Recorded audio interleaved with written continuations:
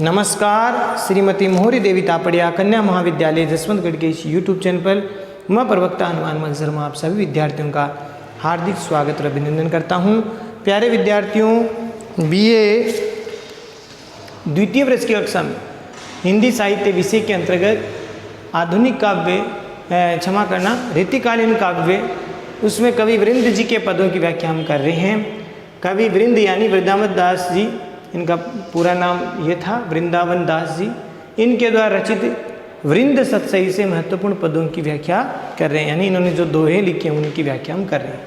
तो आज के दोहे बहुत महत्वपूर्ण हैं, महत्वपूर्ण दोहों को ही हम ले रहे हैं। देखिए, जो पावे अति उच्च पद ताको पतन निधान, जो तपि तपि मध्याह्न लो अस्तु होत है भान रे वृंद, अस्तु होत है भान। प्यारे विद्यार्थी, ये पद दोहा तो प्रस्तुत पद्यांश कवि वृंद जी द्वारा रचित वृंद सतसई में संकलित है या उद्धृत है, वृंद सतसई से उद्धृत है। और इसमें जीवन में आने वाली उन्नति और अवनति का उदाहरण सहित है वो क्रम है वो प्रस्तुत किया है, और किस प्रकार से जीवन में उन्नति और अवनति मिलती है उसका यहाँ पर चित्रण किया गया है।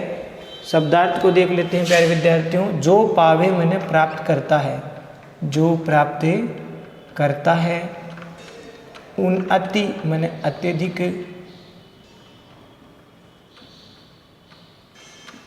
उच्च मैंने ऊंचे, पद को, ताकु मैंने उसका, पतन यानी अवनति, निधान मैंने अवश्य या अंततः होकर के रहती है। ज्यों मैंने जैसे, तपि तपि मैंने तप करके, मध्याह्न मैंने दोपहर, लो मैंने तक, अस्तु मैंने अस्त होता है, ऋतु मैंने होता है, भान मैंने सूर्य। एक उदाहरण के द्वारा बात बताई गई उन्नति और अवनति की। किसकी बात बताई है? उन्नति व अवनति की का जो क्रम है वो किस प्रकार से जीवन में आता है उसका क्रम इसमें बताया है। प्यारे विद्यार्थियों देखिए, जो पावे अति उच्च पद ताको पतन निधान, जो तपि तपि मध्याह्न लो अस्तु होत है भान। प्यारे विद्यार्थियों, इस पद में वृंद जी क्या कह रहे हैं कि जीवन में जो पावे अति उच्च पद, यानी कि जीवन में किसी व्यक्ति को अगर ऊंचा पद प्राप्त होता है, ऊंचा पद वो प्राप्ति को करता है, ठीक है, तो जो व्यक्ति अत्यधिक ऊंचे पद को प्राप्त करता है, ताको पतन निधान, उसका भी अंततः पतन हो जाता है, उसका भी अवश्य ही पतन हो जाता है या अंततः पतन को वो भी प्राप्त करता है। कहने का तात्पर्य यह है कि उन्नति के बाद में अवनति का फल उसको जरूर मिलता है। हमेशा उन्नति पर नहीं रह सकते। एक समय ऐसा आता है व्यक्ति एकदम उन्नति के शिखर पर पहुंचता है और उसके बाद में वह अवनति को भी प्राप्त कर सकता है। तो इस प्रकार से जीवन में उन्नति के बाद अवनति का फल उसको अवश्य मिलता है। एक उदाहरण के द्वारा बताया है कि जैसे सूर्य है वो दोपहर तक बहुत तीव्र गति से तपता है, लेकिन वहीं शाम होते होते एकदम क्या हो जाता है, फीका हो जाता है, ठीक है। तो वहीं संध्या काल तक अस्त होते होते सूर्य क्या हो जाता है, उसकी तपन है वो दोपहर तक तो बहुत प्रखर होती है। तो जो तपि तपि मध्याह्न लो, जैसे सूर्य है वो दोपहर तक बहुत तेज तपता है, उष्णता प्रकाश वो देता है, लेकिन वहीं सूर्य, कहने का तात्पर्य उत्कर्ष को प्राप्त करता है, उन्नति को प्राप्त करता है मध्याह्न तक, ठीक है। सूर्य दोपहर तक बहुत अधिक तेज तपता है, बहुत तेज तपता है। और या उन्नति को या उत्कर्ष को प्राप्त करता है, लेकिन वहीं संध्या काल होते होते वहीं सूर्य अस्त होता है, तब अपकर्ष को प्राप्त करता है, अर्थात तेजहीन हो जाता है। तो इस प्रकार से ये ऐसा ही जीवन में होता है और मनुष्य को जो उन्नति के बाद अवनति मिलती है। तो सूर्य दोपहर तक तो बहुत अधिक निरंतर तेज तपता है और शाम होते होते वो एक तरह से उनको उत्कर्ष की प्राप्ति होती है, लेकिन शाम होते होते वह अवनति को प्राप्त करता है। तो ये संसार का नियम ऐसा ही है। तो उत्कर्ष के बाद में अपकर्ष मिलता है, अपकर्ष होते हुए भी अस्त हो जाता है। विशेष वाले पॉइंट में आपको लिखना है प्यारे विद्यार्थियों कि संसार का ये सामान्य नियम बताया गया है कि उन्नति के बाद में अवनति अवश्य मिलती है।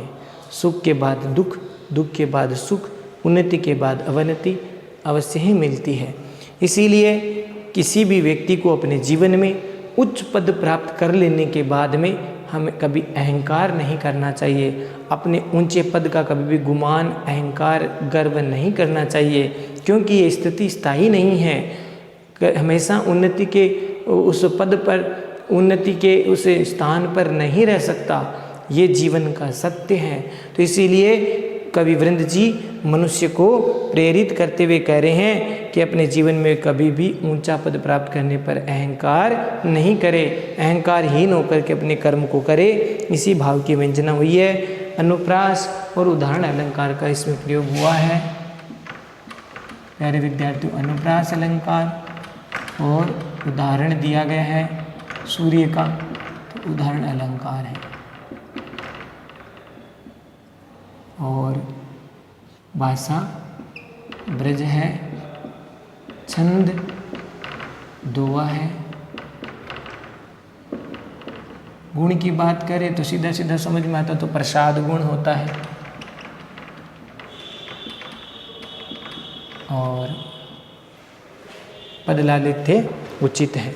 तो इस प्रकार से हम इसको विशेष वाले पॉइंट में लिख सकते हैं। तो आशा करता हूँ ये समझ में आ गया होगा। अब हम देखते हैं अगला पद। करे बुराई सुख चहे कैसे पावे कोई, रोपे बिरवाक को आम कहाते होई रे वृंदा, आम कहाते होई। देखिए बहुत दोनों को आप अच्छे राग से गा सकते हैं। देखिए, करे बुराई सुख चाहे कैसे पावे कोई, रोपे बिरवा आग को आम कहाते होई। तो इसमें कवि प्रस्तुत पद्यांश या प्रस्तुत दोहा वृंद जी द्वारा रचित वृंद सतसई से उद्धृत है। और इसमें कवि ने जैसा कर्म करोगे वैसा ही फल प्राप्त होता है, ऐसी बात यहाँ पर भाव व्यक्त किया है। जैसा बोओगे वैसा काटोगे, इसी प्रकार की भाव व्यंजना या एक तरह से लोकोक्ति के माध्यम से यहाँ पर भाव व्यक्त हुआ है कि जैसे करे बुराई सुख चाहे, बुराई करने पर सुख को चाहे मन चाहता है। सीधा सीधा ये अर्थ है, कठिन नहीं है, एकदम सरल है। चाहता है, कैसे पावे कोई, कैसे प्राप्त कर सकता है कोई, प्राप्त कर सकता है। रोपे मन उगाना या बोना, बोने पर। बिरवा मन वृक्ष, पेड़। आक को मन आकड़े का, आकड़े को मन का। तो आम कहाँ से होई, यानी आम कहाँ से होगा। ते मन से, होई मन होगा। देखिए इसमें बीज अगर आकड़े का है तो उससे भला आम कैसे प्राप्त हो सकता है। ठीक है, आम के पौधे से, आम के बीज से ही आम प्राप्त किया जा सकता है, आकड़े के पौधे से आम कैसे प्राप्त हो सकता है।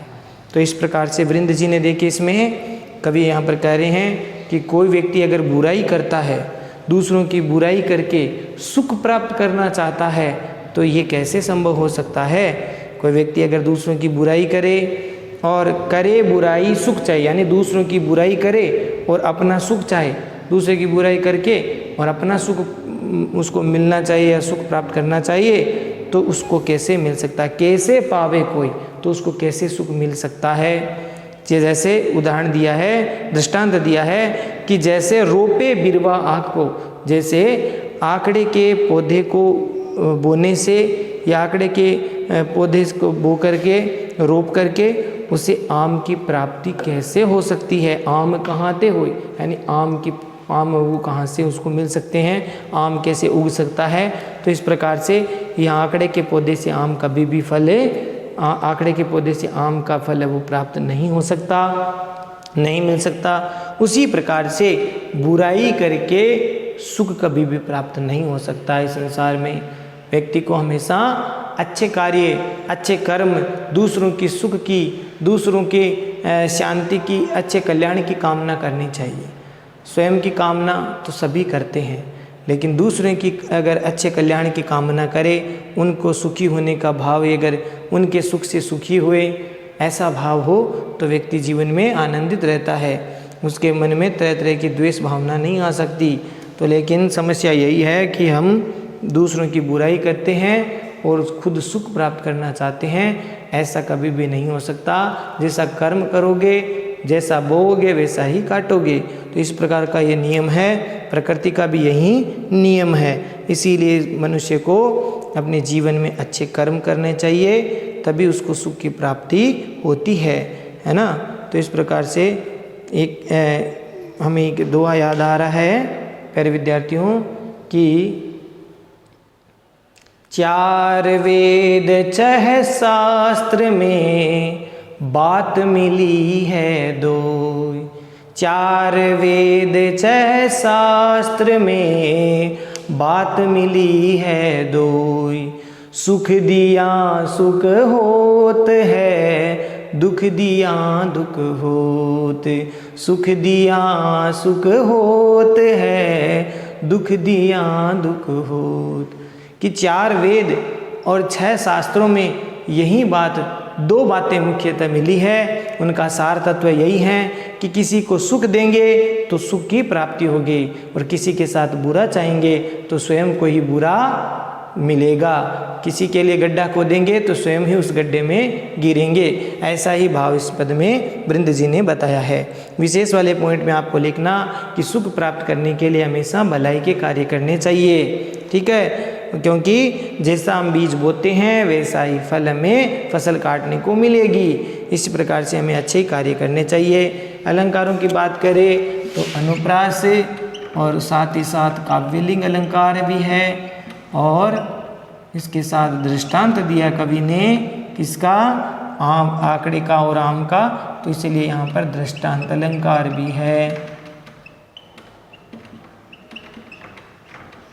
भाषा ब्रज है, दोहा छंद है।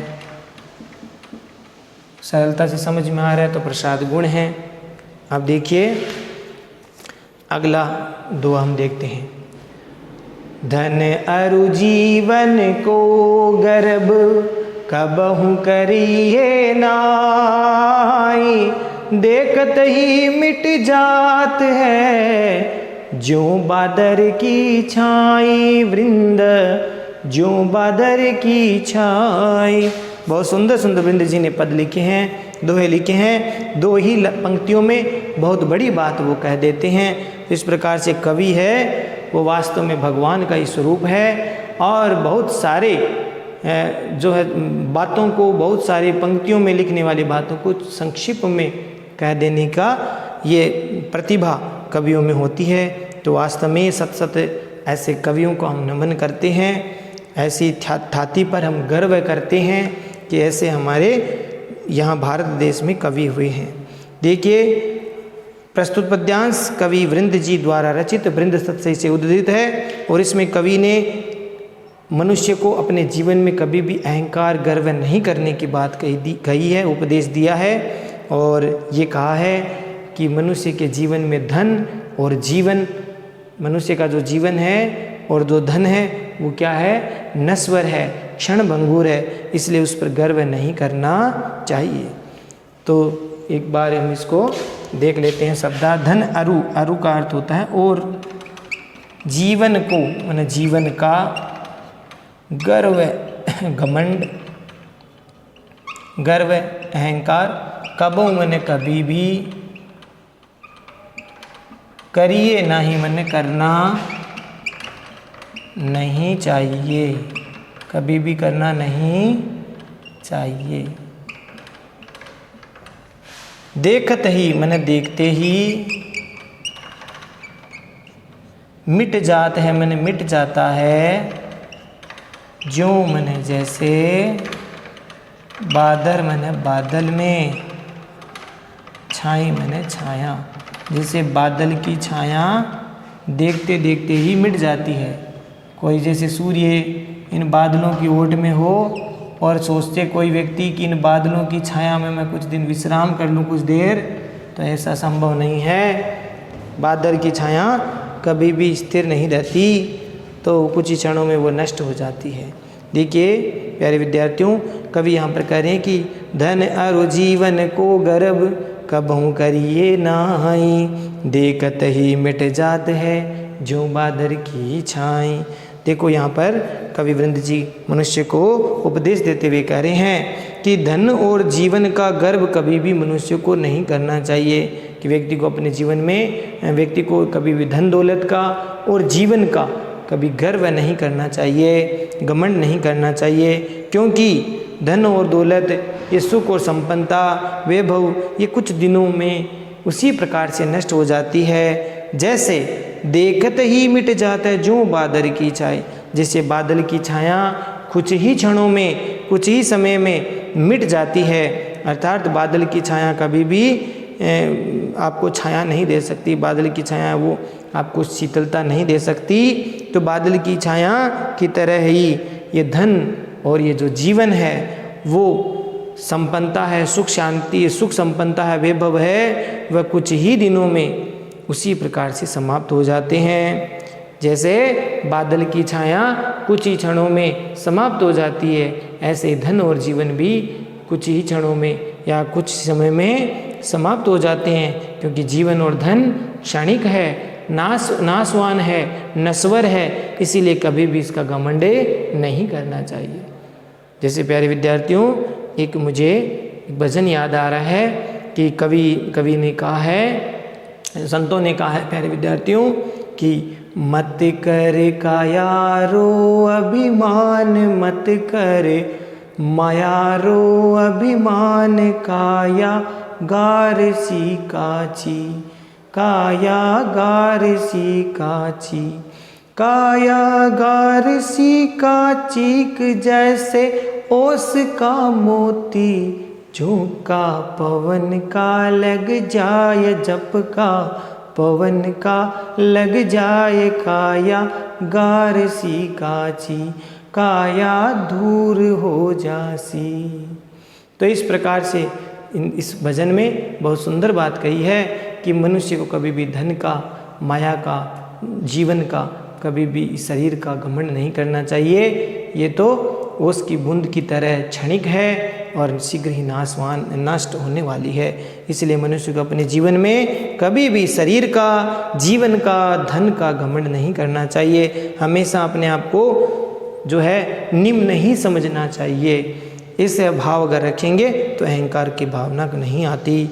और विशेष वाले पॉइंट में लिखना प्यारे विद्यार्थियों कि यहाँ पर जो क्षणिक धन और जीवन है उसके लिए घमंड नहीं करने की बात कही गई है। अनुप्रास और प्यारे विद्यार्थियों उदाहरण अलंकार है और साथ ही साथ भाषा की बात करें तो वही ब्रज भाषा है। छंद दोहा छंद है। तो इस प्रकार से प्यारे विद्यार्थियों ये पद आपको हमने इसकी व्याख्या की है। तो आशा करता हूँ ये आपको ठीक से समझ में आ गए होंगे।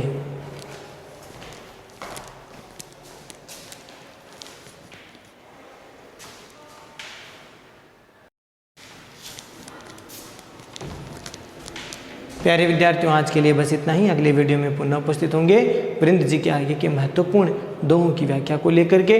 तब तक के लिए आप इन दोहों को ठीक प्रकार से पढ़ें, व्याख्या को अर्थग्रहण समझें, नोट्स बनाकर याद करें। चैनल को लाइक, शेयर और सब्सक्राइब भी कीजिए। जय भारत, जय हिंदी। धन्यवाद विद्यार्थियों।